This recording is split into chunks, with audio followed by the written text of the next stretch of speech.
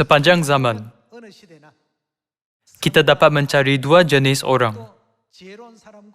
orang benar dan orang jahat, atau bijaksana dan bodoh. Di dalam buku Kejadian, terdapat Habel dan Kain. Kain menjadi pembunuh pertama dalam sejarah manusia dengan membunuh Habel.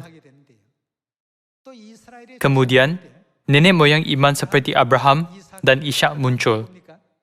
Siapakah yang muncul selepas Ishak? Dialah Yakub. Esau dan Yakub adalah kembar. Antara kedua-dua, salah satu sentiasa berfikir tentang masa depan, manakala yang lain hanya mencari cara-cara untuk mengelakkan kesukaran yang sementara. Dengan melihat perbezaan antara mereka di dalam Kejadian bab 25, kita dapat mempelajari bahawa orang yang bijaksana menjalani kehidupan soleh, menyediakan untuk dunia rohani, dan orang yang bodoh menjalani kehidupan kejahatan, hanya mencari keselesaan yang sementara. Marilah melihat di dalam buku Kejadian bab 25 ayat 29. Pada suatu kali, Yakub sedang memasak sesuatu. Lalu datanglah Esau dengan lelah dari padang. Kata Esau kepada Yakub, "Berikanlah kiranya aku menghirup sedikit dari yang merah-merah itu, kerana aku lelah." Itulah sebabnya namanya disebut Edom. Yakub memasak sebahagian rebusan.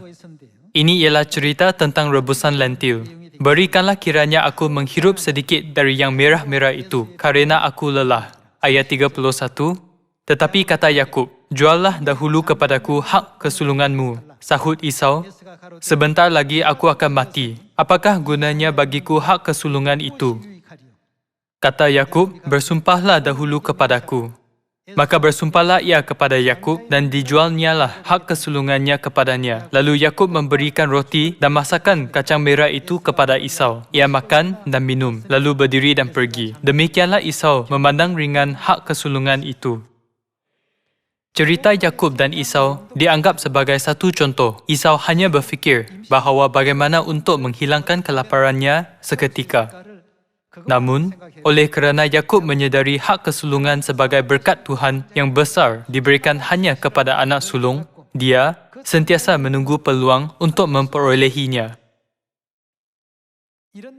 Akhirnya, satu peluang untuk Yakub memperolehi hak kesulungan Esau adalah melalui bertukar dengan kacang merah. Orang seperti Esau dan perompak di sebelah kiri Yesus hanya fokus pada masalah mereka sekarang,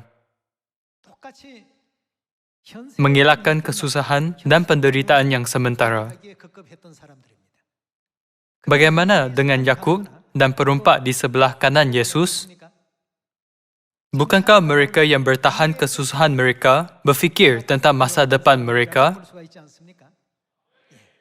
Oleh itu, kita tidak harus hanya berfikir tentang situasi sekarang.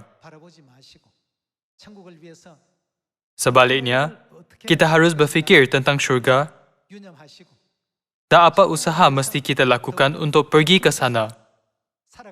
Saya berharap bahawa kita semua akan menjalani kehidupan ini. Terima kasih.